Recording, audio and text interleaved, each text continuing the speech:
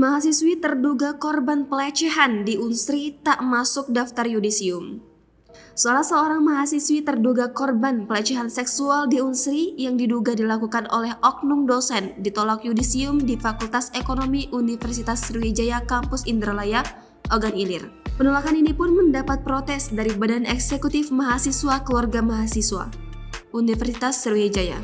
Situasi sempat riuh di dalam aula Fakultas Ekonomi tempat berlangsungnya yudisium pada Jumat 3 Desember 2021 pagi. Mahasiswa lalu mengerubungi Dekan Fakultas Ekonomi Unsri, Profesor Muhammad Adam. Mereka mempertanyakan mengapa rekan mereka dicoret dari daftar yudisium. Saat dimintai konfirmasi oleh wartawan, Adam menolak memberikan komentar. Hingga berita ini diturunkan, mahasiswa masih menunggu di depan gedung Fakultas Ekonomi dan menunggu hasil audiensi Adam.